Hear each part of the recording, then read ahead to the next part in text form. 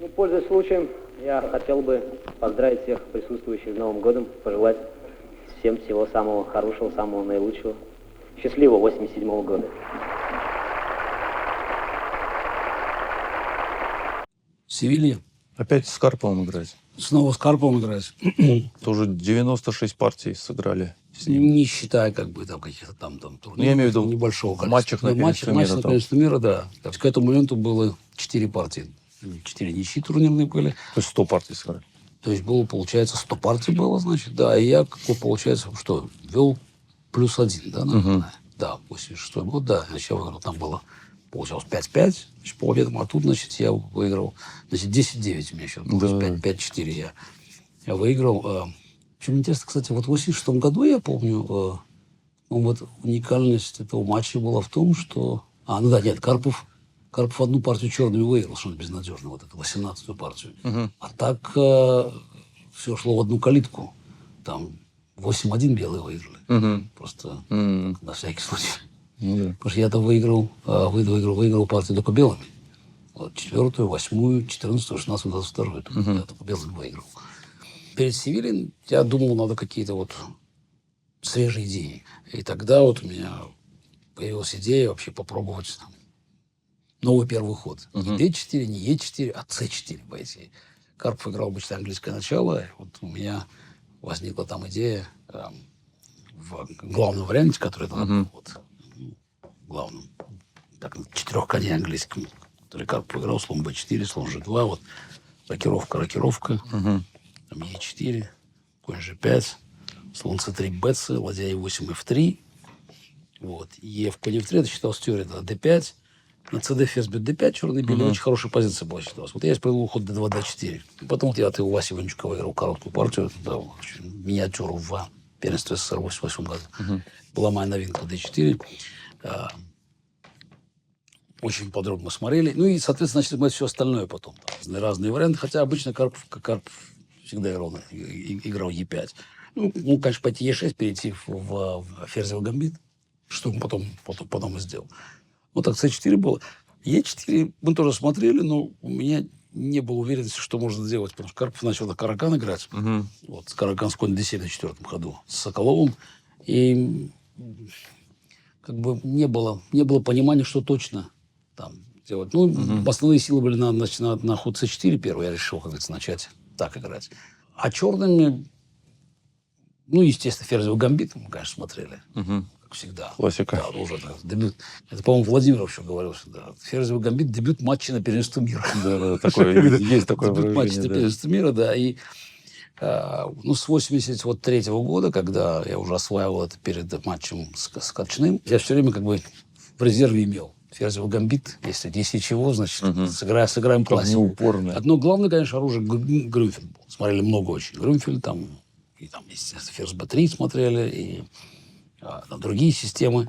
Но, надо сказать, что Карпов нас тоже там удивил. Вот. В целом, кстати, он, конечно, готов к матчу был вот уже гораздо лучше. Потому что у него обновление было. Перешел действительно уже как бы на репертуар, который полностью соответствовал его как пониманию шахмат. И Каракан там, и ферзевый гамбит. Но там проблема будет в английском начале, когда он будет экспериментировать. Вот его попытки играть что-то не свое, они, в общем, создавали проблемы. А так, в целом, он, в общем, был действительно готов практически идеально. А вот у меня начался вот кризис, я помню. Вот это был по существу для меня матч-реванш. Вот 87 год стал матч-реваншем. То есть формально матч-реванш в 86-м, но тогда я еще как бы боролся, доказывал что-то. А здесь явно вот этот эффект матч-реванша. Опять Карпов вернулся, и надо защищать свое звание. А кроме того, матчи же были постоянно, и это вот выиграешь этот матч, и 3 года потом. Такая мысль, что можно потом 3 года... Спокойно жить. Да, что следующий матч через 3 года. Вот. Поэтому вот все, что я хотел, это как бы отбиться. Вот как бы сохранить звание. А тут места для творчества как-то не оставалось. Начался матч тяжело, потому что первая была ничья короткая, а во второй, значит, я исполняю уже. На нее пошел C4, Карпов уже удивился. Он тут конь F6 повозил. Так, значит, и вот, значит, мы играем, значит, эта позиция возникает у нас. Ладья E8, F3. Я, значит, жду, значит, И Карпов хоть Е3. Оказалось, это вот Зайцев еще в каком-то там дремучем году, когда они с Коршуновым готовились, придумал Зайцев. Кстати, очень хорошая идея. Е3. Вот. И вот здесь я там задумался, я не знаю, насколько, минут на 80, что ли. 80, да, по-моему. 80. Чуть ли не рекордное. Не, рекорд. Что-то был... Что делать здесь? И, на самом деле нашел очень интересную игру. Тогда пошел там D3, D5, по-моему, ферзь B3. Там, то есть действительно интересную игру нашел. Но время-то отдал. И сложная позиция была. Не разобрался сам, не хватило времени.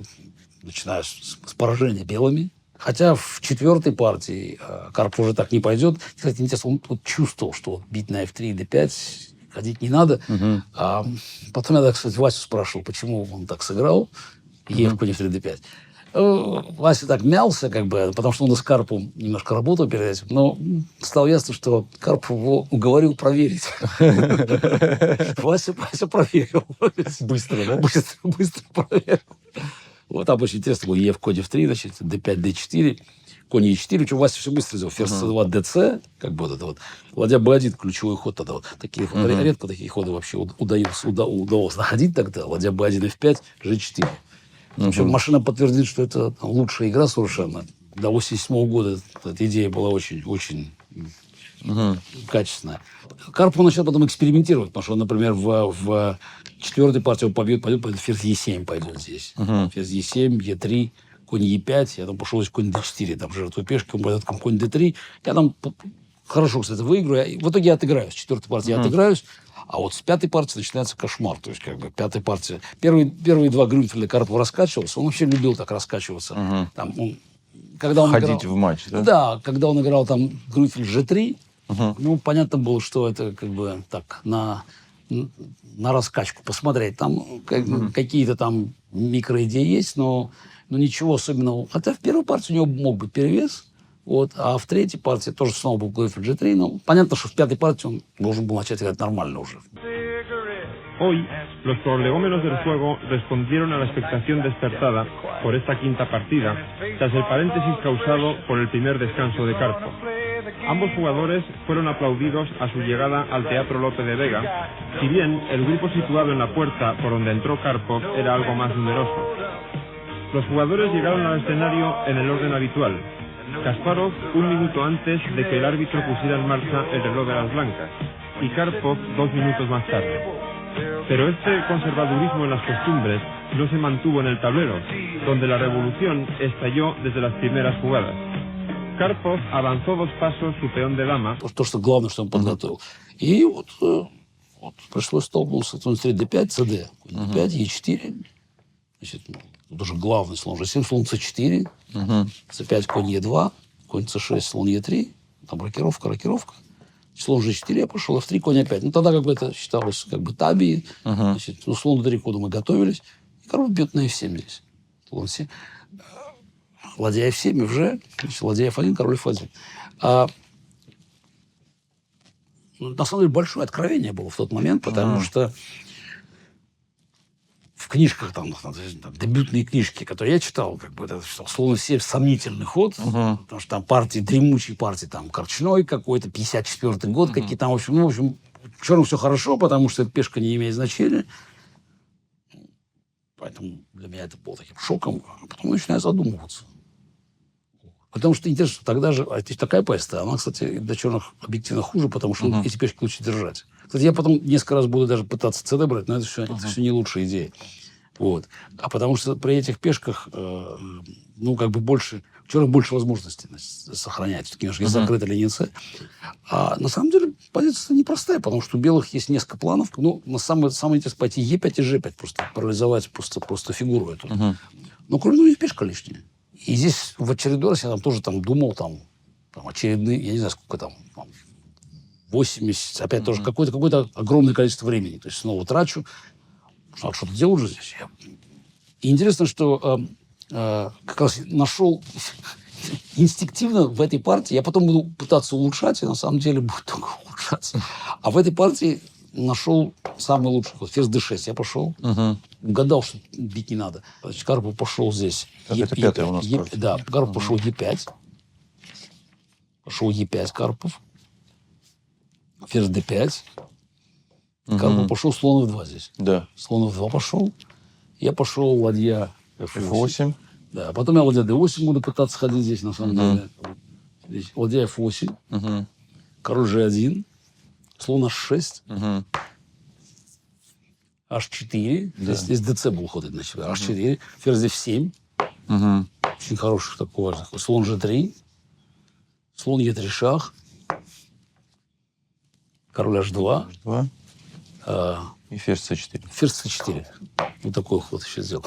И, в общем, очень хорошо разыграл все. Все тут парализовано теперь у белых неожиданно. А у черных уже...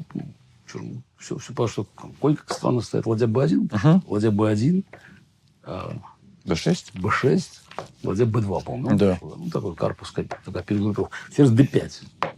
Да, теперь я неожиданно коня сейчас ставлю на c4. Хорошо играл, но время отдал. Вот, тяжело получалось. Что здесь пошел? Ферзь d3. Ферзь d3, конь c4, ладья b1. Да? Ладья b1. Ладья b1. Здесь я сделал странный ход b5. B5. B5, да. Значит, ну вот опять тут... А надо было ходить... здесь был ход g5, да. И, в общем, у черных очень хорошо. Черных хорошо, значит, потому что тут после взятия там конь начинает сюда заходить. Такой немножко ход непростой, конечно, g5, парализующий все. Белым было сложнее найти.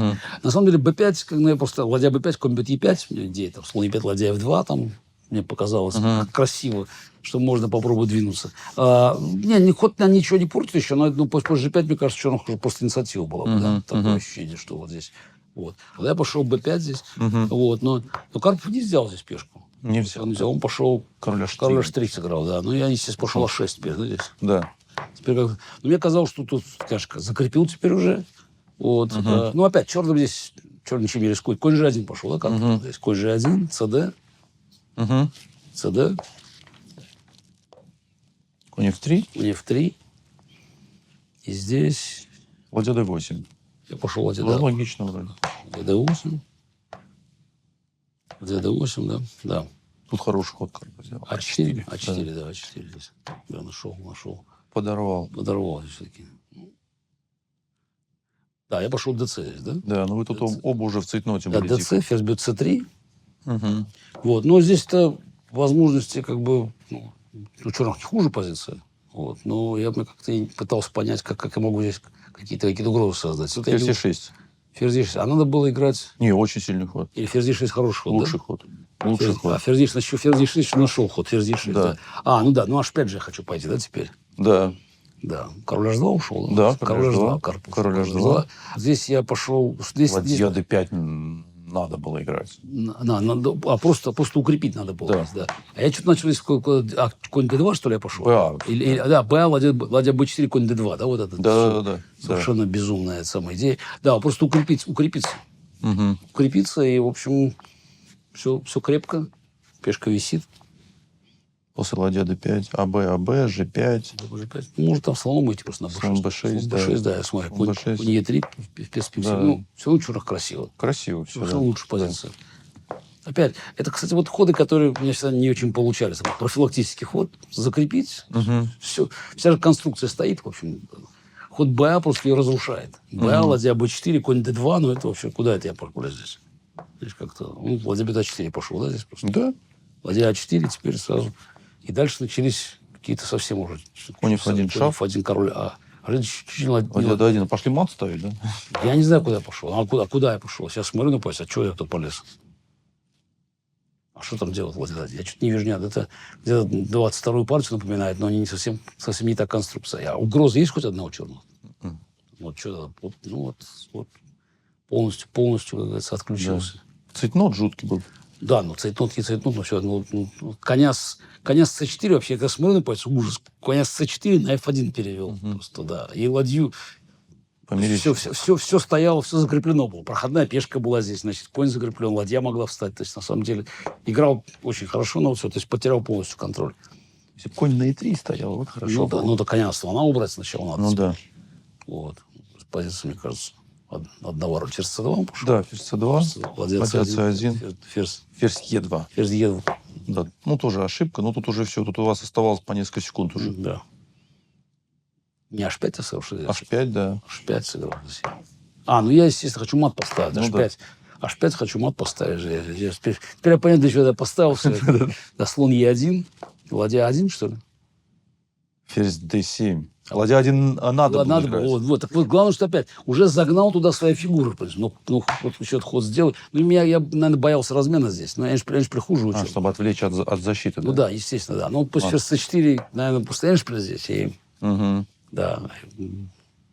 Мне, наверное, просто эндшпиль мне не нравился.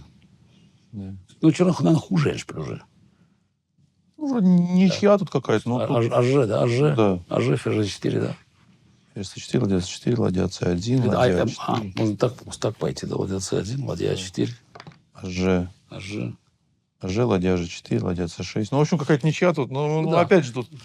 наверное, у белых... позиция острая все-таки. Ну, да, но для цейтнота, конечно. Ну, ладья цейтнота, да. Но я тут какой-то ход, безобразный ход ферзь D7 сделал. На ладью напал, да. Но продолжает он, знаешь, угроза матов. Да. Ферзь бета 6, К сожалению, просто зевок пешки оказался, да. Еще вот это вот, я же еще это зевнул. Я же забыл, что еще на G6 висит. Да, есть ладья А1, запоздалая. Забыл, да. Ферзь G6 сдался. Да, вот буквально там стой король на G7, там, и оно могло по-другому сложиться. Kasparov jugó con mucha precisión y logró un activo contrajuego en el tablero, pero fue dominado por las manecillas del reloj. Karpov jugó bien en ambos frentes y por eso terminó ganando. En cualquier caso, ambos han demostrado hoy la grandeza del ajedrez y del deporte y han emocionado a los cientos de personas de todas las edades que se dieron cita en el Teatro Lope de Vega, escenario de un drama mudo pero apasionante. Такой шоковый момент был, потому что новая система реально. И я, в общем, понял, что там есть проблемы. При том, что вот попытки в 7-й партии, в 9-й там какие-то искать паллиативы, добром не кончили. Как часто бывает, там домашние анализы, там, то, что мы там на ходу пытались искать, это было хуже, чем вот это. Вот.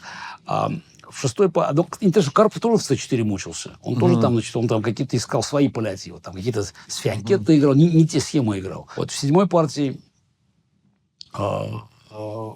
я там в какой-то момент... вот и 7-я, и 9-я, на самом деле, но особенно 7-я. Я опять получаю позицию сомнительную, и обе партии я при доигрывании спасаю. То есть матч дико сложно стал. Да, матч дико сложно, но вот там начинается вот какая эпоха доигрываний. Значит, доигрываний. И при доигрывании мы огромный перевес при доигрывании. Во многом Сережа Долматов, конечно, помогал, потому что вот 7-ю партию трудно откладываем, 9-ю тоже опасная, я спасаю. 7-ю спасаю, 9-ю спасаю. 17-й, кстати, Карпов мог поставить проблему, даже не понял, что там проблемы были, откладывание было. 19-я партия, 19-ю я тоже спасу при доигрывании. То есть, на самом деле, я занимался спасением в основном. Спасением утопающих, делал рук самих утопающих. И 23-й, 24-й, 2 доигрывания еще будет. Вот. Ну, 23-й я просто сам виноват, потому что мы опять лучше проанализируем. То есть, интересно, что дебютно Карпов был здесь, он был хорошо готов, у него объективно была такая инициатива дебютная. А при доигрывании мы компенсировали все. Отложенные партии, у меня был игровой перевес там был на моей стороне. То есть вот 7-ю партию я спас, 8-ю Карпов опять играл какой-то там Фианкетто с C4, вот неудачно играл, и я получил перевес и очень хорошо выиграл партию. Хорошая партия, 8-я партия. Это счет сравнялся, да? Счет опять сравнялся еще.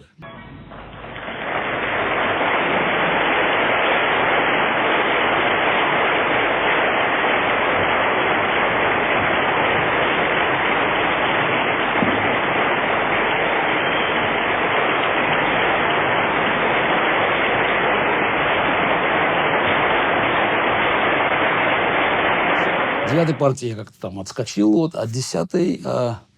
в 10-й был первый Каракан, но я там играл довольно без зуба. Вот, там ничья будет в 10-й партии. И вот 11-я партия, снова, значит, Карпов сыграет систему со слоном бета-7. Вроде бы там все, как говорится, получается у меня нормально, потому что я там план ферзь d6, он там пошел уже не e5, а король g1. И там получается эндшпиль. Хороший. Ну, вот эта позиция черных хороший эндшпиль там взял, значит. Слон G7, слон C4, C5, конь E2, конь C6, слон E3, значит, там рокировка, значит, слон G4, F3, конь A5, значит, взяли на F7, взяли на F1. Ну, тут я уже понял, что надо вернуться, прекратить всякие СЦД-эксперименты, которые мы там делали. Вот. Значит, ферзь D6. Снова я пошел, он пошел король G1 на этот раз, пошел E5. Я пошел ферзь E6, ферзь D3, ферзь C4. Разменялись. Слон F2. CD, E5. Вот. D5, ну это у черных хорошая позиция. Объективно, конечно, хорошая, но играл я его безобразно. Слон H6. Тоже не... H4, наверное. Да, H4. Слон D2. Слон D2. И самая лучшая эта идея была... Нет. Ладья D1. D1. Слон А5. Слон А5. Вообще странная очень идея. Все эти Да, ладья C1. B5. Нападает. Да, B5. Ладья C2. C2. Конь D6. Напали на E4. D6, конь G3. Конь C4. Ну, в общем, видишь, король F1 пошел, Карпов просто начал переводиться. Ну, конь F1 пошел. Или конь F1 пошел, да. Конь F1, здесь как бы конь F1, конь D6, конь G3, конь C4. Король F1, да, король F1. Нет, G5. Или G5. Нет, король F1 нет, это потом. Или G5. Потом опять повторили, в общем, так, вот, король F1 вот в этой позиции. Нет, G5 я что, слон B6 пошел, что ли, здесь? Где я пошел слон B6? Король F7 вы пошли. Король F7, тоже бессмысленно, что все движения. Король F1, король E7. Король E7, слон C5 шах. Да. Слон C5 шах пошел и Карпов, да. Король F7. Тут я понимаю, что совсем плохо. Король F7, ладья F2 шах. Король G7, ладья F6. Но вообще, как бы вот Карпов уже считал, что все, уже конец. Вот. Значит, ну тут как раз вся идея заманили слон B6. Теперь неожиданная ситуация все-таки за счет коня C4 сильного. Ситуация меняется, потому что надо было, я не знаю, куда уходить слону. Вот, ну, я не знаю, бить на B6, АБ сразу, черным все в порядке. Я не знаю, уходить слоном куда здесь можно? Не знаю, здесь не написано. На Е7. Ну, с другой стороны, ну, тут, наверное, тоже уже слон Е7, я сейчас смотрю так. Ну, ладья Е8, нет, слушай, я смотрю, нормально. Ладья Е8, D6, слон D8, вот так. Так же можно пойти просто. И все-таки отобьются черные. Конь на G3 безобразно стоит, все-таки не успевает. То есть, на самом деле, я вспоминаю момент, потому что это самое. Я как раз я был недоволен своей позицией, но тут почувствовал, что можно сбить Карпова. Потому что, на самом деле, если бы подходил бы королем, непонятно, что черным точно было делать. Ну, где-то на слон B6 ориентировался, но пешки не было. Вот. А он так соблазнился этим, я пошел слон B6, и он почти. У него сходил на C6. Ну, вот, как говорится... Значит, и надо по такие ходы зеваются. Знаешь, конь назад возвращается. А тут белым горе. Карпов так точно шок был. Слон B6, конь C6, слон C7, ладья C8 еще. Ладья F8. Ладья F8 шах, король E2. Ладья F7. Ладья F7, да. Стороны, да. Ладья F7. Да, значит, ладья F7. Слон D6. Слон D6. Ладья D7. Да. Слон C5. Слон C5. Конь А5. Конь А5. Я не хотел пешку-то отдавать. Конь А5. Конь F1. Конь F1. Коня немножко выиграл. Да. Ладья, вот здесь ладья C7. Вот, здесь я все-таки я вот понял, что сейчас надо просто разменяться. Какие-то шансы на ничью у белых есть, мне казалось. Вот, значит. Поэтому я решил просто ладья слон D6, ладья C2 шах. Король D3. D3, ладья А2. Конь E3, король F7, ну понятно. Да, конь E3, король F7. Да. Конь G4. Конь G4, так конь C4 конь C4 пошел, да. да. Конь E5. Конь E5, да, он пошел? Да, конь E5, конь E5. Да, взял, да. Следовательно, партия была отложена в какой-то момент. Там где-то 40-й ход уже получается. Это 47-й, да. Нет, на самом деле она была... Ладья C7 какой ход был по счету был? Ладья C7, 41-й. 41-й? Значит, я начинаю дома спать. Значит, тоже. Ладья C7, значит, дома спать, потому что, скорее всего, он записал ход Карпов. А вот ладья C7, значит, дальше все по анализу идет здесь. Значит, B4, просто мы там продвигаемся все это. Мы проанализировали. Слон F6, B3. Да, потому что кажется, что у него там какая-то опасность возникает здесь, но ничего не выходит. Не успевает. E5, да, пошел здесь.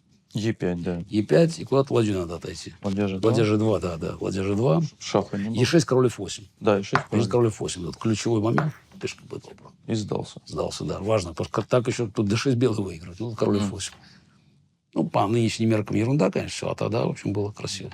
Так вот, значит, я снова выхожу вперед. И после этого вот желание играть в матч, просто я помню, резко пропадает.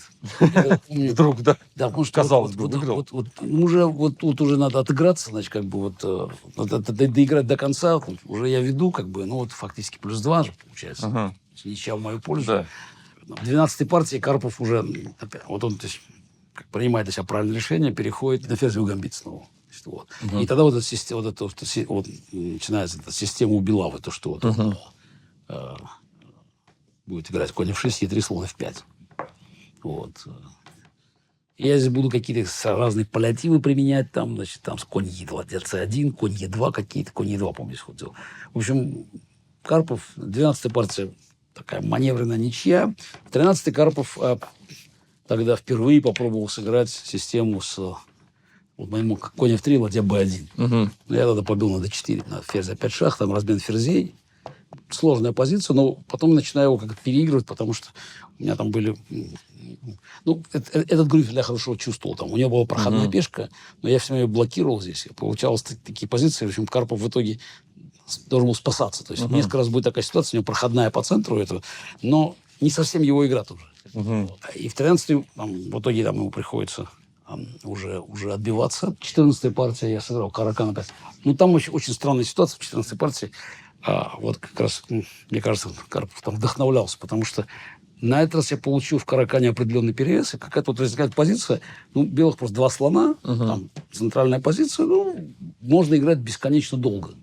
Я ему предлагаю ничью, Карпов, даже не поверил, потому что как можно такой позицию предложить ничью.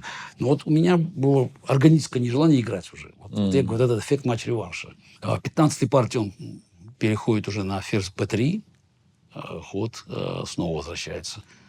Тоже борьба очень острая. Ну, я там был, я конь 6 играю. И у него будет новинка как раз. Вот там, как раз, вот там они подготовят новинку. Отбиваться у меня получалось. На этот раз я уже был как бы готов. Хотя хорошая новинка была d1, d6. Вот он, вот этот в 15-й партии. Но характер борьбы все-таки был не совсем карповский. А потом наступает 16-я партия. Тут проблема, что давит магия цифр. 16-я партия. 16-я партия в Москве, 16-я партия в Ленинграде. Знаешь, и я почему-то считаю, что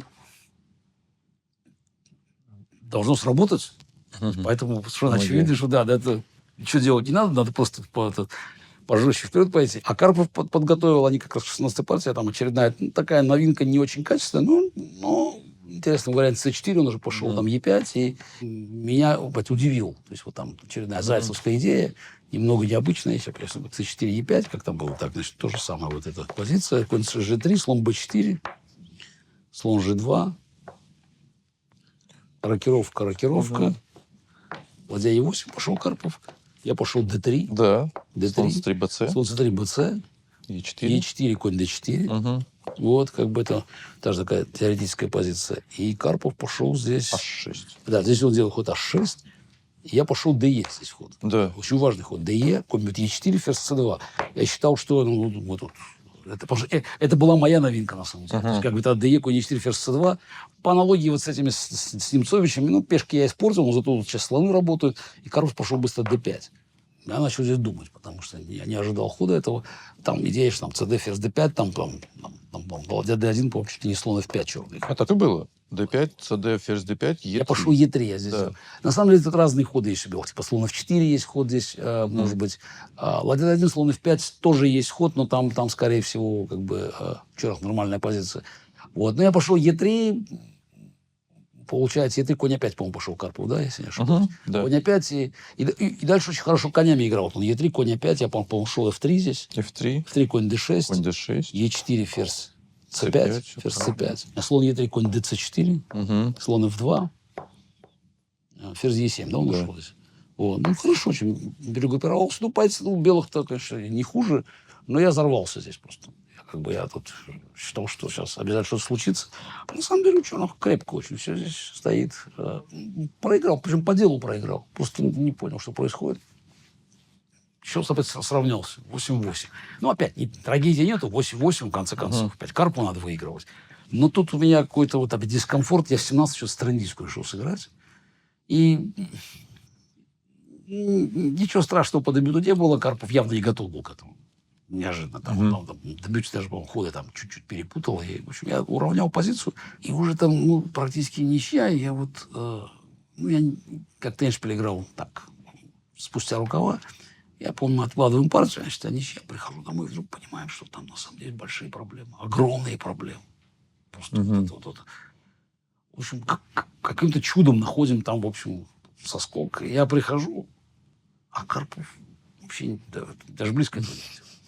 Партия кончается, и я, как правило, было вообще не анализировать. То есть я не хотел с Карповым анализировать. И я тут не выдержал, я просто ему показываю. Просто вот у меня вот прорвало. Да, что он, в общем, неприятно был поражен, да, как бы я нарушил правила. А до этого не анализируют, да? Это в самом первом матче еще был, когда там традиции, знаешь, вот. А потом меня просто там как бы заставили от этого отказаться, потому что там информации больше как бы Карпову приходило. Все-таки был опытнее. Ну, конечно. И тогда Никитин никаких, это самое, надо отказываться. И во втором уже все, во втором этого... Нет, во втором еще как... Но буквально там могли перебрасывать словами какими-то, да, вот, но минимально был. В первом обсуждали. Но уже в третьем, естественно, ничего не было. И вот с какого-то момента это прекратилось, и вот только в 17-й партии, когда вот мы откладываем, я пришел на доигрывание, и выясняешь, что Карпов там ничего не... Просто там реально там повторили их обходы. Вот. А на самом деле был какой-то очень интересный план. Тогда, я помню, Сережа Долматов вот это все смотрел. Ужас. Вот, там просто по-настоящему могла возникнуть большая проблема. Вот этот ладейник там 4-4. На самом деле могло быть горе. Оказалось, там опять простая ничья, а нет. А потом вы анализируете. Я помню, как эта история, не помню, когда это было, где вы там чуть ли не 1,5 часа после партии анализировали. Потом уже, может быть, в начале 90-х где-то. Может, потом уже будет. Турнир. Вот. 18-й у меня был такой небольшой перевес. Ничего там особенного не... Нет, тоже ничья. 18-й, по-моему, была достаточно простая ничья была. Нет, 18-й была достаточно простая ничья. 19-й я уже, значит, не знаю, что точно делать. Грюнфельд меня что-то вот там вот это, то, что в 15-й был, мне не понравилось. Я играю в ферзевый гамбит. Причем интересно, там, значит, вот Карпов, по-моему, я не знаю, ожидал, не ожидал, но он играет систему, которую я играл сам часто еще в первом матче нашем. Потом, одна из систем Макогонова Бондаревского. Безобидная, на самом деле, позиция, у меня какая-то мелкая идея была. Причем я нашел правильную реакцию, а потом, причем увидел правильный ход, но вместо того, чтобы сразу ничью сделать, сразу просто ничья делалась. А я в итоге получаю шпиль без пешки. 4-ладейный без пешки. И более того, как бы, пешка там, проходная там. Нахожу идею как крепости. Вообще обычно, когда ладья стоит позади пешки, это вообще конец. Но 4 ладьи – это неожиданная другая ситуация, потому что одна ладья блокирует, а вторая нападает на пешку. Вот. И также режет короля белого, который, чтобы не подошел. Значит. А ладьи обе должны защищать здесь. И партия откладывается. Мне казалось, что должна быть ничья, крепость, как бы. Но мы начинаем смотреть, и там, вот я помню, тоже Долматов находит там идеи разные за белых. То есть тут как бы 3-3, тут пешка у него стоит, 2 ладьи вынуждены защищать пешку А, потому что одна моя на А7 блокирует, а вторая, пешка на 6, а вторая на 6-м ряду стоит. Долматов какие-то идеи находит тут на движение пешек и размены всего, и там, значит, как-то все открывается, и какие-то появляются новые возможности у белых. Там, в общем, Карпов... Ничего, просто снова. Тут в очередной раз, как бы, вот отложенная партия, вот это я говорю, 7-я, это очень интересно было, 7-я, 9-я, вот, 17-я, как бы так пронесло так нас, Карпов не нашел этих идей опасных, и 19-я партия. Ничья, причем для меня это уже какой-то алгоритм, значит, надо отбиваться, надо просто, я считаю, сколько партий осталось, 19-я. 20-ю я белым имел перевес, вот такой в ферзевом гамбите, но не хватило. И опять энергии нет на выигрыш играть. А в 21-й, надо Грюнфельд играть. В 21-й, значит, вернулись в Грюнфельд. Карпов снова играет в систему, значит, все. У нас там маленькая идея, как бы вот. И снова характер борьбы. Вот Карпов понимал, что надо играть, как бы, и когда он это играл как в своей манере, было лучше. А я вот иногда уходил, потом возвращался, как бы вот. Как цельности не было. Да, но Грюнфельд, все-таки вот этот Грюнфельд, он не надо было от него отказываться. Значит, и первая партия, там мне удалось даже какую-то инициативу захватить, Карпов там вот жертвует качество. В целом уже у меня, наверное, даже лучше позиция была. А ничего предлагаю. Ну, Карпов, конечно, соглашается. Там комментаторы там жалуются, там, я помню, там, Леонид Гарсия, а что такое вообще? Что... Но у меня опять цель одна, там, партия считает. Осталось 3, из них одна партия черными осталась. Ну, одну-то я должен отстоять. Поэтому 22-й вообще не играю, там какую-то совсем простую систему применяя в ферзевом гамбите. Причем Карпов 22-й, он тоже магия цифр, боялся. Вот. Мне никакого желания играть не было. Ничья, все, осталась одна партия, значит, надо отбиться. Значит, после 22-й партии. В общем, опять тайм-ауты были взяты так, что вот последние 2 партии остаются. Мы готовимся, значит, 23-й, значит, Грюнфельд.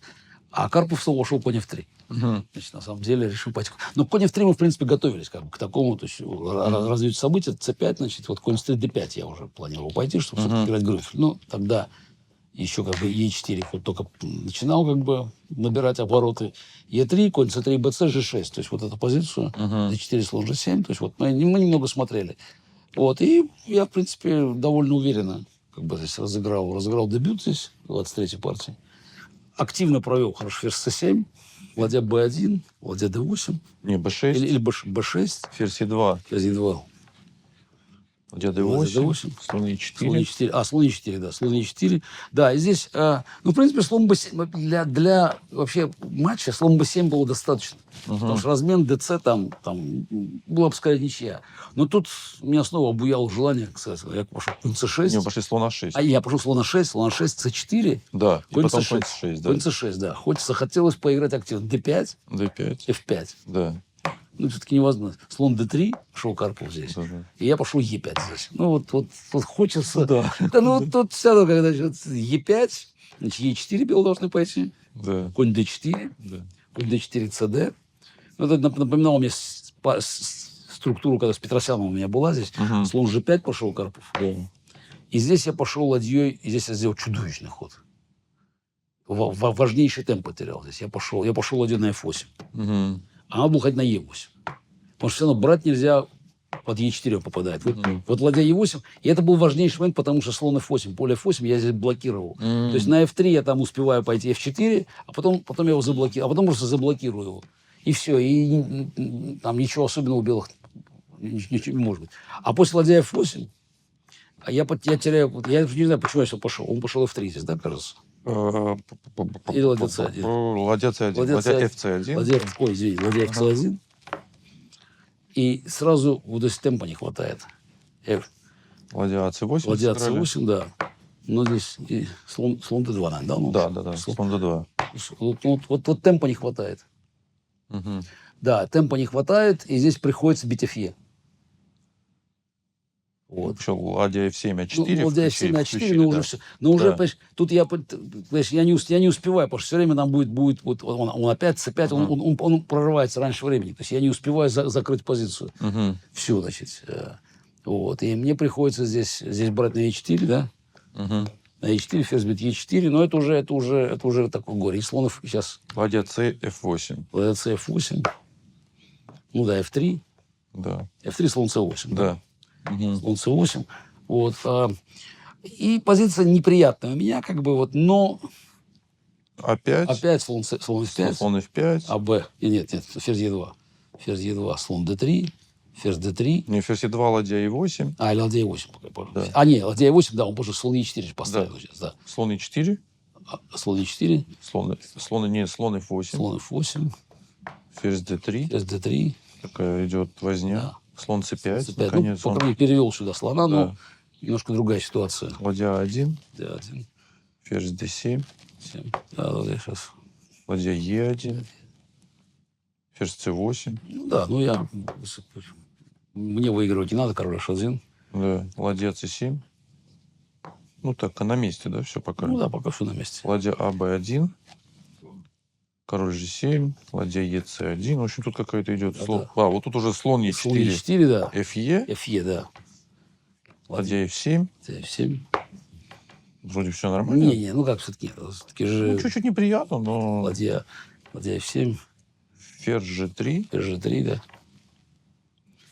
Ба, слон a5. Вот, здесь я дернулся. на самом деле ничего не происходит, да, значит, Да. как бы, значит, да. И здесь снова вот как ну, крепкая позиция стоит. Ну, пусть белые пробиваются. Ну да. Пусть пробивается, ну, как может быть. Вот Б. После БА, как понимаешь, на самом деле это уже две связанные проходные. То есть, как бы, если рухнет.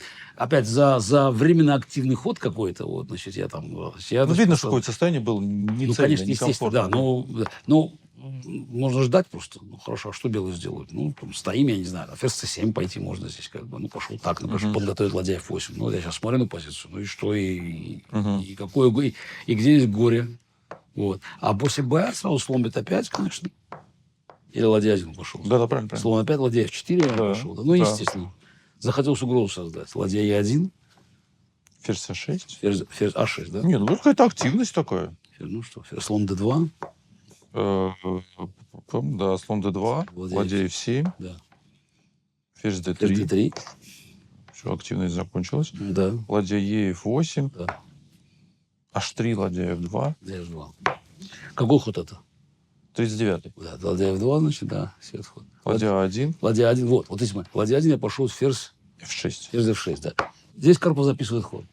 Значит, значит, после ладья b1 близко к выигранной позиции белых. В общем, мы смотрим, значит, ничего хорошего не нашли. Потому что ладья b1, как бы, ну, они потихоньку начинают здесь это самое, все это. А реальных угроз здесь нету.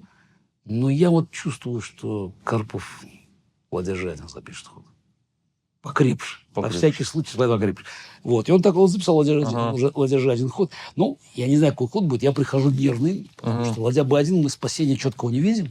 А после ладья g1 у меня перегруппировка. После ладья g1 здесь h5, по-моему, да, пошел? H5. Да. После ладья g1 уже почему-то очень важный ход надо успеть сделать. Я уже не помню, почему. Но здесь теперь все хорошо уже. H5. Ладья a5. Ладья a5, ну это... Ферзь e7. Да, все. Слона не зевает. Не, все здесь укрепились. Ладья b1, но он потерял темп важный.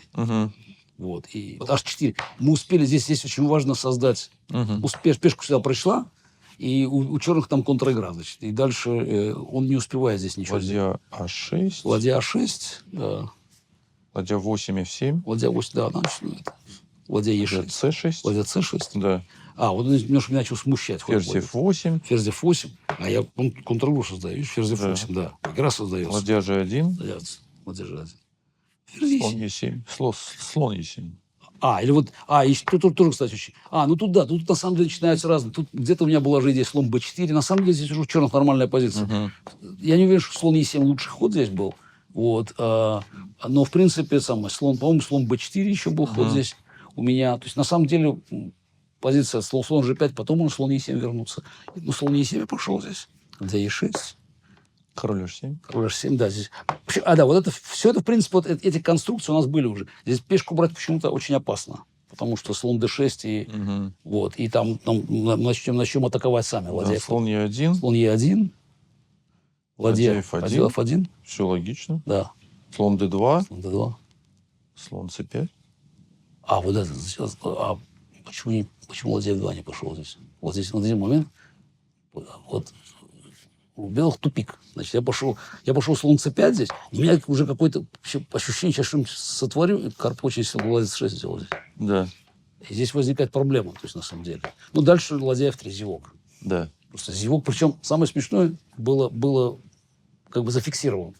В смысле? Ну, вот вся идея, в каком-то из анализов со слона 6, то, что я зевнул, взял так, ладья c7, король h8, слон h6, вот. Это на самом деле все было зафиксировано. То есть где-то... причем я... Вот, в смысле, вы шли по анализу? Была ошибка в анализе? Смотри, анализ же там был довольно такой был... хаотичный. Да. Но, тем не менее, вот то, что я говорю, что он ладья g1 дал темп, пешка встала на h4, я это помню даже сейчас, что важно. И вот эта расстановка, вот эта, в принципе, вот она как бы она фиксировалась уже, что здесь выстраиваемся. А главное, что, есть в этот момент, человек пошел сюда, обратно, а почему не пойти ладья f2? В чем смысл? Как бы пусть дядя ходит. На самом деле, пусть ходы делает. Но у белых реально ничего нет. То есть черные все поставили идеально здесь. Ну пусть ходит, пусть покажет что-нибудь. не пошел ладья 2, слон c5, и он, Карпов, ну, потому что мне казалось сказать, угрозу взял, ладья f1 шах и d3. На самом деле, идея же какая, что взял, ладья f1 шах, ферзь f1, d3. Вот ловушку уже захотелось. Вот. После ладья c6 начинают на себя сразу дергаться. Хотя здесь, по-моему, тоже еще все было нормально. Да, слон b4 можно было слон пойти. b4 можно было здесь пойти еще. Да. Тоже все было нормально еще. Тоже ничего страшного. Можно на слон g5, там слон e1 есть ход же, да? Угу. Там, да. Просто все еще было нормально. Угу. То есть, и время было. В общем, представляешь, да, вот такая ситуация.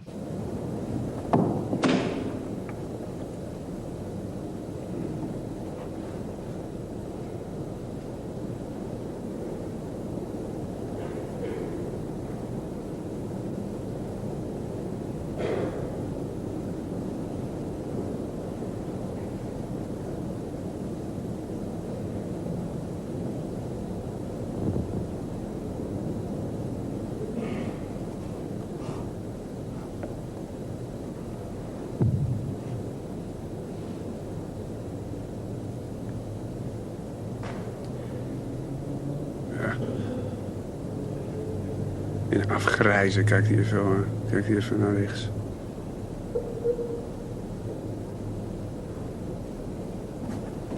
Paf. Zo. Zo, ja.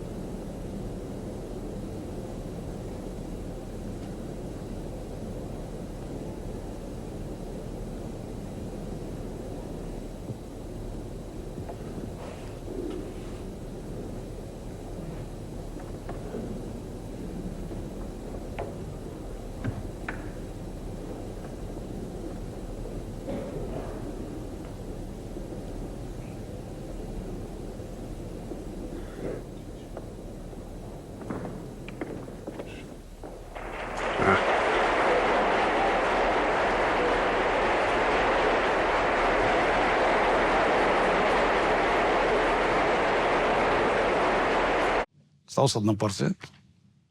Которую надо обязательно выигрывать. Надо ее выигрывать.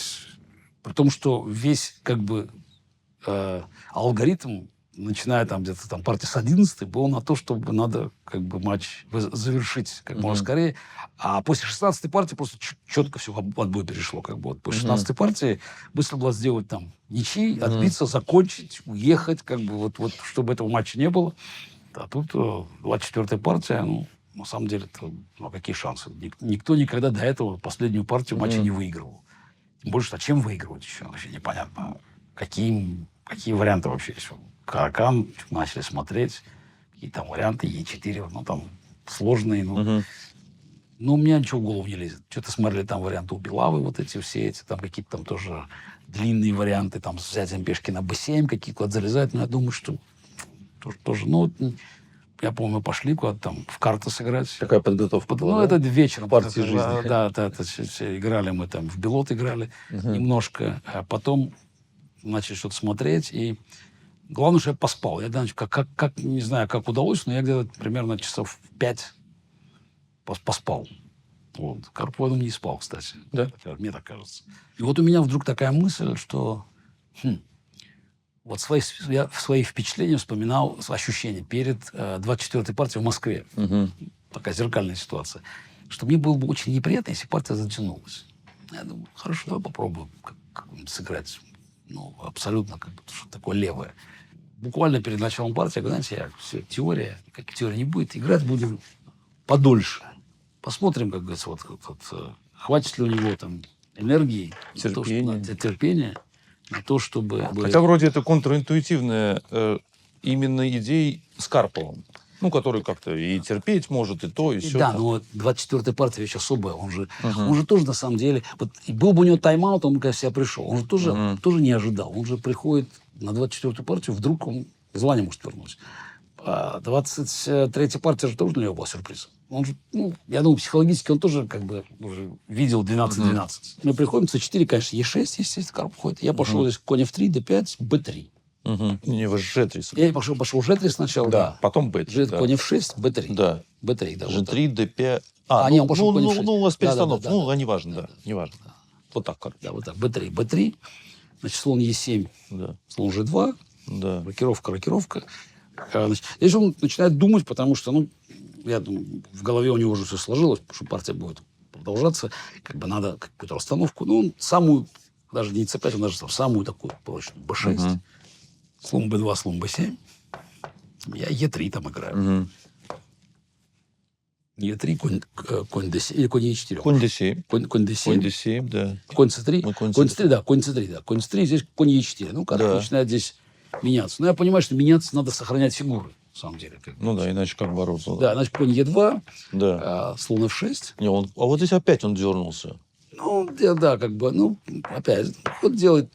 На самом деле же проблема, он пытается найти какие-то решения, такие паллиативы, то есть меньше риска, покрепше, поменять фигуры. Вот.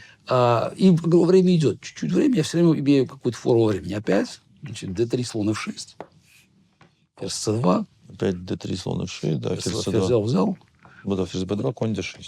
Конь d6. Ну, так, ну, опять ничего особенного нету. Как бы. А cd пошел. cd, слон d5. cd, Карпов вел слоном. Ну, можно и пешкой был, но он как бы он опять, он старается, как бы, слон d5. Слон d5, d4. Да. d4. Да, c5, да? Да. c5, ладья d1. Вот. Ладья c8, да? Да, ладья c8. Конь f4. Да. Вот. Слон f3. Да. Вы знаете, вот всегда вот чуть-чуть как бы там, ну, понятно, что никакого особого риска нет, но все-таки маленькое уже достижение. Ну, человек слона отдал. Слон f3, ферзь e7, да, был? Ферзь e7. Хотя очень крепко учел. Просто очень крепко. Представить, что Карпов проиграет такую позицию, очень трудно. Да. Ладья c1, ладья d8, да? Да. d8. dc. dc, да. Конь c5. Конь c5. Конь c5 сыграл, да. b4. Ну, вот чуть-чуть начинаем здесь как бы создавать проблемки. АБ, А b, ферзь ферзь b4. b4. Все равно, конечно, я смотрю, как крепче не бывает, да? Да, Ферзь c7. пешку защитить. Ну, не зеваем. А3. Да. Мы тоже не зеваем пешку. Конь f5. Конь f5. Ладья b1. Ладья b1, ладья b1. Взял. Взял. Ферзь Sorry, c7, ферзь c7, конь C7, d3. Конь d3, да. Конь d3. Ну, надо как конь у меня на f4 стоит хорошо, а это стоит все-таки очень крепко. Значит, какие-то создаем угрозы потенциально. Какой-то эндшпиль маячит, слон против коня. Пешка какая-то там крайняя. Ну, все равно ничья, конечно. Но элемент такого вот дискомфорта, он проявляется. Потому что позиция все-таки, она простая совсем, но надо сделать ничью. Вот ничья сразу не получается. Карпов ищет, как бы вот ее здесь вот, сделать попроще. Значит, h6. Ну, еще в цейтнот попал. h6, да, он попадает в цейтнот еще, h6, кстати. Да, лучше вообще на g6 ходить. Но опять, Карпов не любит такие ослабления, хотя в этой ситуации лучше было g6. Потому что у меня же нет чернопольного слона. Вот h6, я пошел, ладья c1. Вот возникает как-то вот... Напряжение какое-то, да. Напряжение неприятное. Что считать надо. Да. А времени нет. Вот, да, время.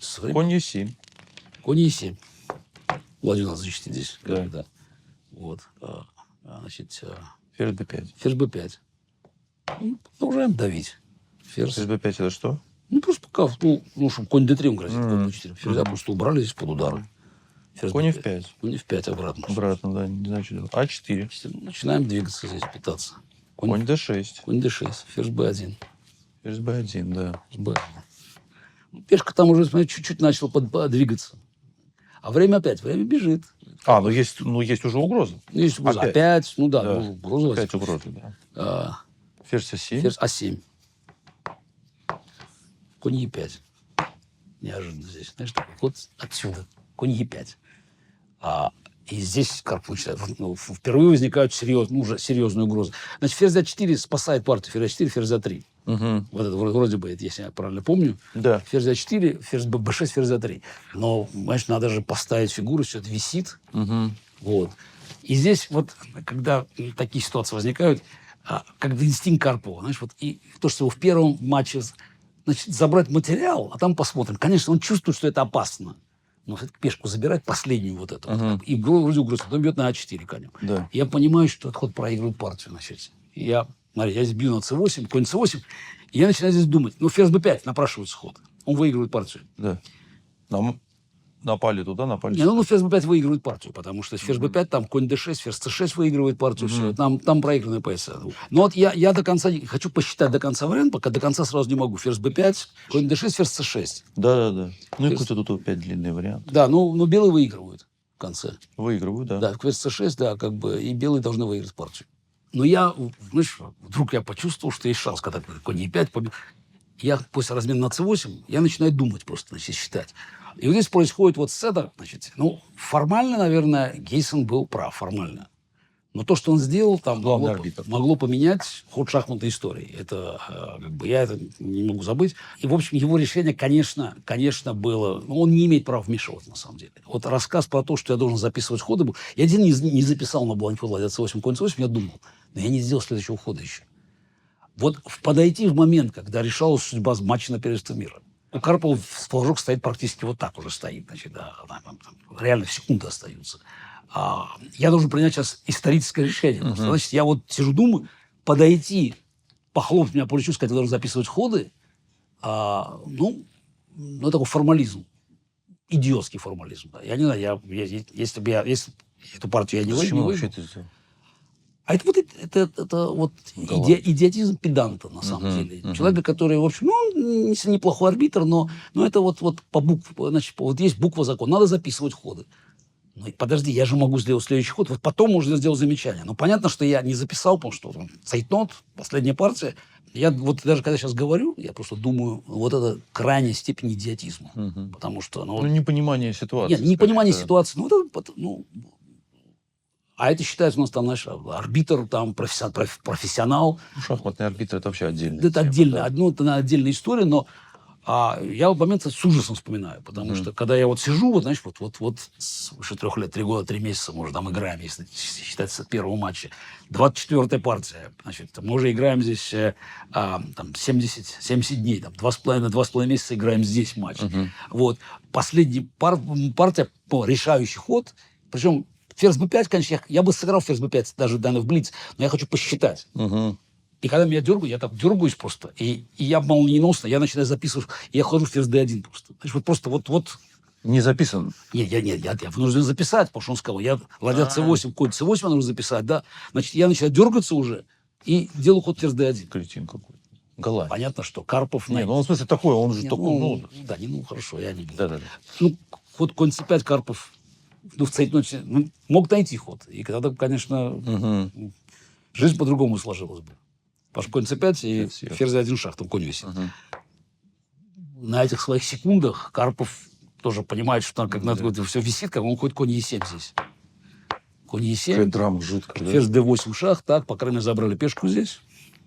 Конь g6. Успевает Карпов выскочить здесь.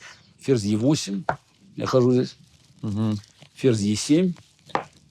Доказывает. Ферзь бьет А4, ферзь бьет F7. Слон Е4. Король G8. Надо из подсвязки уходить. Ферзь B5. Ферзь B5. B5, хороший. Конь F8. Пешка. Ферзь бьет B6. Пешка. Ферзь B6, ферзь F6. Ферзь B5, ферзь E7. 40-й ход, да? Все, да. 41-й ход. 41-й ферзь B5. Да. Ну, вот я думаю, я записал ферзь b5. Ферзь b5. Может быть, записал ферзь. Ну, вот, неважно. Вот эта позиция, как бы... Приходим домой. Ну, к этому моменту уже все ясно. Ферзь b5 выигрывал, но Карпов тоже выпустил ничью. У нас обоих. Я выпустил выигрыш, а он выпустил ничью. Определенный перевес у меня, потому что все-таки борьба продолжается, как бы еще. То есть, как бы, я-то еще выигрыш не выпустил, а он ничью уже выпустил.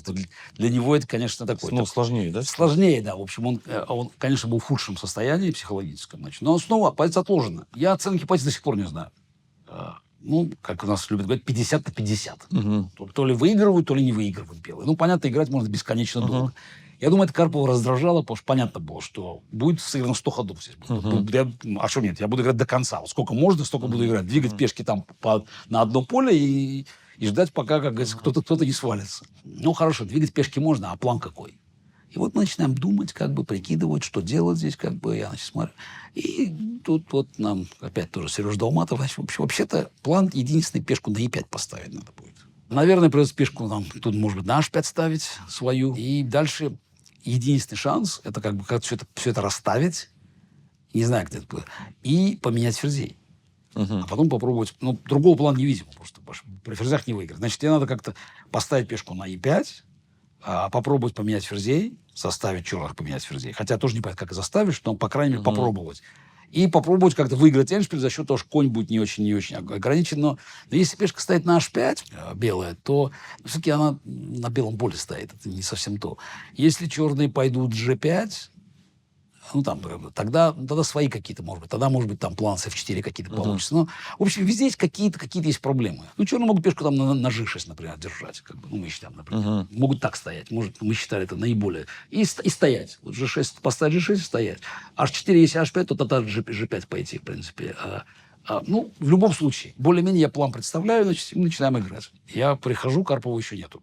А партия, надо сказать, она же транслировалась на испанском телевидении. По-моему, единственная партия в истории шахмат, которая там полностью транслировалась. Ее начали показывать на телевидении, а потом, значит, прервали там, потому что, по-моему, теннисный матч был, Кубок Дэвиса. Пошли возмущенные звонки телезрителей. Верните шахматы. Верните шахматы. И она была практически все 5 часов. Ее комментировали, значит, вот Леонсио Гарсия и Рикардо Кальва. Потом много лет меня там в Испании на улицах узнавали, потому что 5 часов в эфире там главного канала. А играли мы в зале театра Лопе де Вега. Очень красивый. Да, очень такой зал был. Ну и притом, понятно, там моих болельщиков было больше. И я помню, когда вот я пришел на доигрывание, там уже толпа людей стояла, там кричали, это Суэрте Каспаров. Удачи, Суэрте.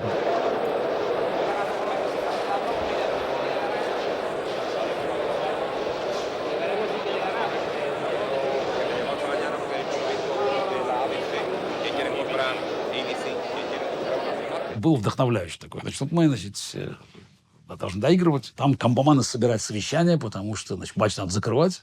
Там, а партия может продолжаться очень долго. Бесконечно долго. Да. Нет, ну как, формально она может снова быть отложена еще. Как бы, тогда же мы 2,5 на 40 играли контроль. Да. Соответственно, если там 88 ходов, то, в принципе, ее можно отложить снова. В правилах там что делать никто не знает точно, потому что партия же должна закончиться, чтобы 24-я партия продолжалась. В общем, там собирается какое-то там совещание, да, это консилиум, что делать, выясняют. Я прихожу на сцену, я сажусь. Я как от белых сижу, значит. Карпова нет, он что-то опаздывает. И вот я хорошо по моменту, он появляется. Ну, слушай, это была уже 120-я партия, да? Ну, да. Слава богу. Я понимаю просто по его глазам, что не веришь, что он спасется. Вот видно, что вот он идет, ну, не Голгофа, но, в общем, не то. Вот что-то внутри там надломленное. Меня это вдохновляет. Ну, а дальше то, что происходит. Король G2 я пошел здесь, да? Король G2. G6. Да. H4. Ферзь А5. Или ферзь А5. Я поэтому я начинаю ходить. Ферзь G7. Ферзь G7. Ферзь C5. Ферзь C5. Ферзь F7. Ферзь F7. Вот H4. да. И тут Карпов это H5. H5, да. Я не верю глазам своим, когда это. Кто решил это, как решил? Но это психологически, это должен быть надлом такой, потому что ему хочется как бы зафиксировать позицию. Но теперь уже позиция проигранная. Пешка стала на белое поле. Вот теперь уже весь план начинает работать. Вот, потому что теперь все эндшпиля будут проиграны. Удивительно. Я смотрю просто... Глазам не верю, да? Ну как? Может, просто поставил пешку, там белое поле поставил. Все. Теперь, значит, я при любом размене, значит, все, это все зафиксировано. Обычно как бы на одном фланге слону трудно против коня, как бы, но все-таки там добиться. Да. Но когда все на белом стоит, это совсем другая история. И теперь я уже понимаю, значит, нам надо сейчас провести свой план и найти момент размена ферзей. Значит, ну, скорее всего, значит, теперь уже надо будет, я понимаю, надо будет создавать что-то дополнительную угрозу, там будет перевод слона там, то есть на e8. Но я все пока исполняется ферзь c6, пока я тут как бы, опять можно походить немножко. Ферзь e7. Слон d3. Слон d3. Да. Замучили Карпова. Ферзь F7. Ферзь F7. Ферзь D6. Ферзь D6. Король G7. Король G7. И пока так все, да? Без Солнце Е4. E4. Ну, все, пешка Е пошла уже вперед. Король G8. Король G8. Ну, теперь он начинает стоять, Карп. Слон C4. C4. Король G7. Ферзь E5. Ферзь E5.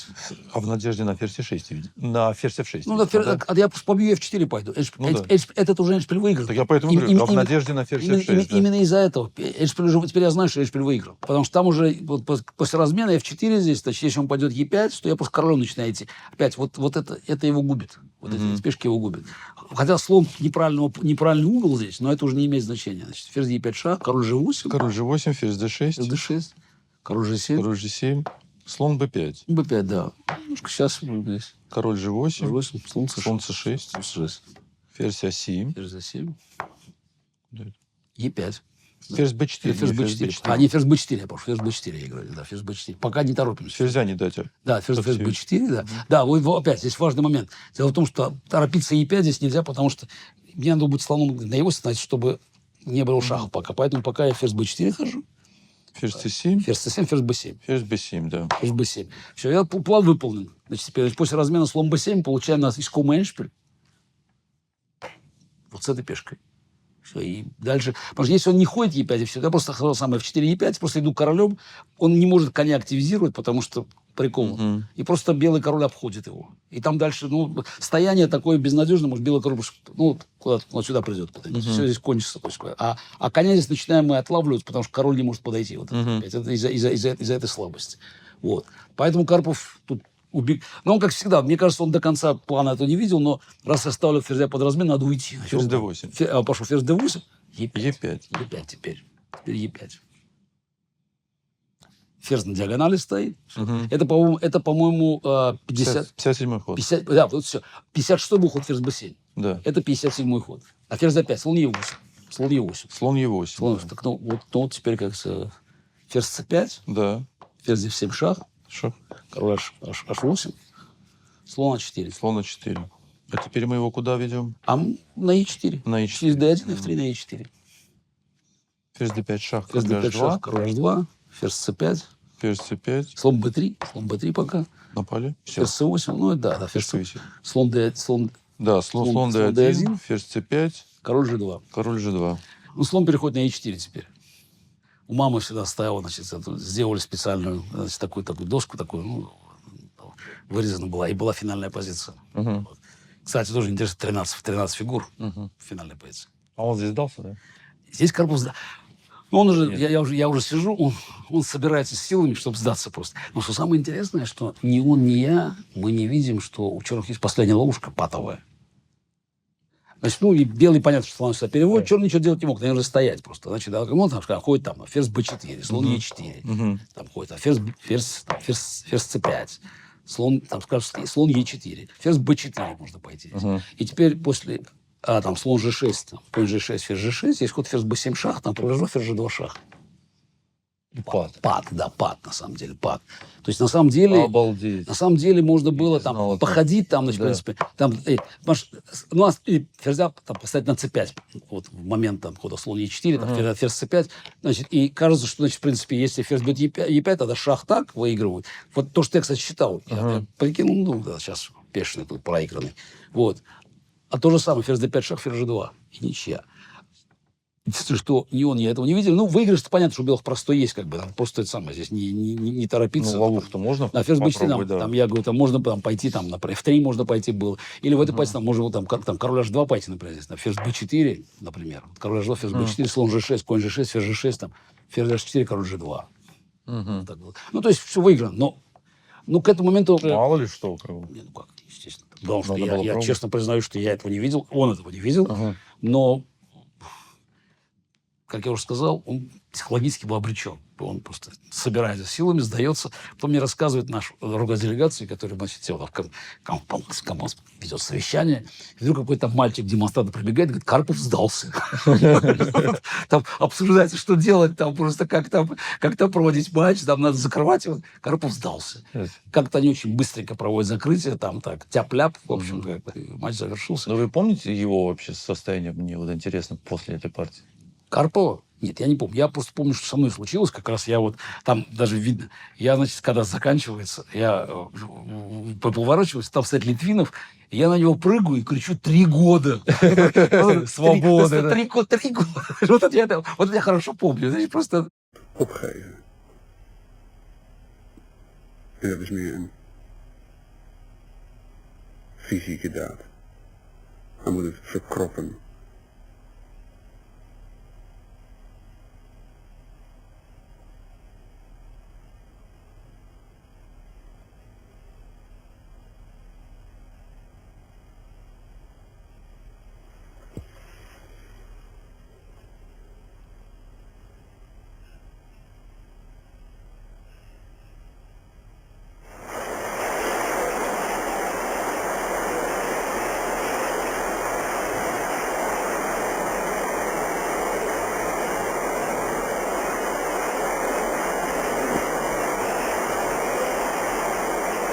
Ik denk dat ze allebei zo in de band waren van met name de afgebroken stelling, want vanaf dat moment zijn ze aan het analyseren gegaan.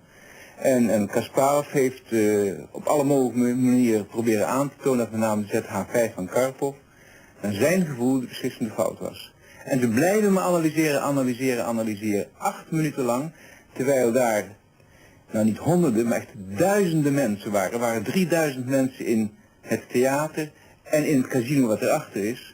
En ik geloof op het moment dat die scène zich afspeelt, dat alle 3000 mensen inderdaad in het theater waren. Het was, ik heb het al eerder gezegd, een dolle boel. En ze bleven maar analyseren. Nou, op laat.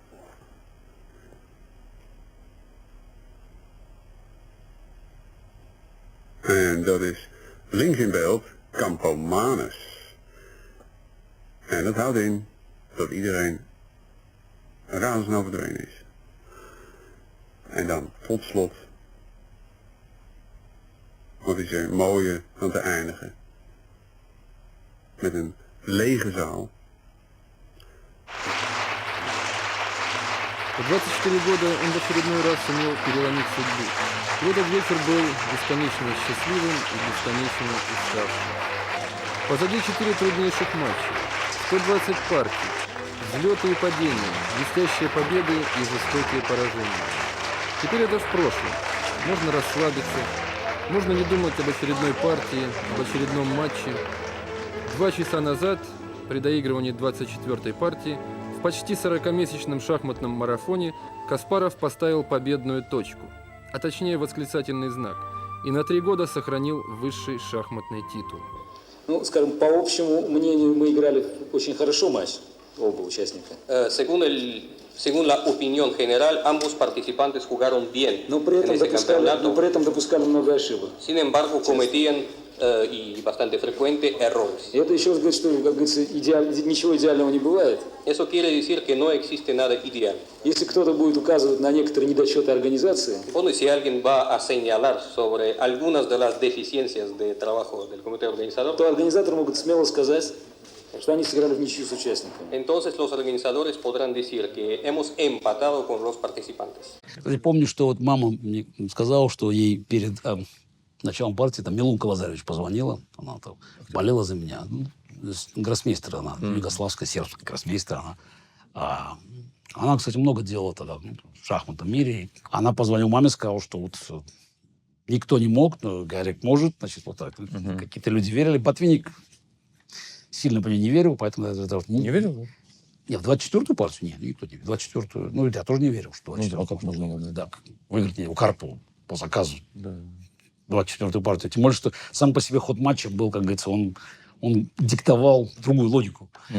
Но важно опять, что Карпов тоже, у него не было времени собраться и подготовить все-таки. Ну, одно дело как бы хода делать хорошее, а другое дело еще психология. И эта партия, на самом деле, оказалась такая, она наполнена именно содержанием психологическим, потому что как бы за качество ходов, ну, здесь не стоит переживать, понятно, они были не лучше. Но вот то, как Карпов постепенно ухудшал позицию, вот, вообще вся драма, которая сложилась, да еще тут Гайсона добавить, на самом деле, это, может быть, там одна из самых драматических партий. При том, что ее шахматное содержание там не ахти какое, но ее спортивное значение и психология, конечно, да. Вот так вот закончилась эпопея первый этап этой эпопеи, как бы вот, ну, как первый этап. Ну, вот. такой основной этап. Основной этап. Еще будет впереди еще один матч, но это уже как бы другая история. Карпову надо будет проходить претендентский цикл. Вот. А у меня, ну, задача будет доказывать, что я вообще там чемпион мира. Не первый среди равных, а первый по-настоящему. Хотя, понятно, рейтинг у меня выше, там, я по всем параметрам там нахожусь на самом верху, но впереди Кубок мира. Это все-таки серия турниров. Я причем помню, да, Никитин говорит, очень рискованно. Ну, опять, психология такая. Это же Кубок мира. А если не выиграть Кубок мира? Он говорит, я говорю, и что, теперь не играть в шахматы из-за этого? Вот, это, кстати, он боялся очень, да, что не, ну, это старая, как бы, такая старая школа вообще. Что надо вообще, ну, как бы, зачем брать на себя лишний риск? Чемпион мира уже. Потом уже этот Владимир Яковлевич Дворкович, папа Аркадия, который работал с мамой моей, потом со мной, часто в Ленарес мы ездили. Он тоже все говорил, ну, что ты, какие плюс 8 набирать? Потом уже проблема будет, можно набрать плюс 5. Зачем? Вот куда вот все это надо? Это же ставить новый... Это некоторый такой менталитет, может быть, такой. Потому что и Никитин, и Дворкович, оттуда люди все-таки, ну, может быть, не надо все-таки уж как бы... Аккуратно. Вот так, да. Вот Кубок мира, Никитин, ну, может быть, все-таки это самое, ну, вот опасно. Можно же не выиграть. Ну, у меня просто другой подход был. Как есть такая возможность. Просто, мне кажется, вам еще просто нравилось играть очень. Не играть-то, ну, помимо всего кроме того, челлендж был какой-то, знаешь, да, ну, хорошо, зато много идей есть, как бы. Там уже появлялись какие-то отвлечения всякие, там, ассоциации гроссмейстеров, там, потом в СССР события происходили, там, это, демдвижение начинается, то есть я там... но в 80-е годы еще идет... Так, жизнь носит практически шахматный характер, да, и Кубок мира для меня был такой возможностью доказать свое чемпионство и в турнирной и в борьбе. А кроме того, я уже понял, что 2800 это не фантастика. То есть это можно, это трудно, но это, в общем, реализуемо.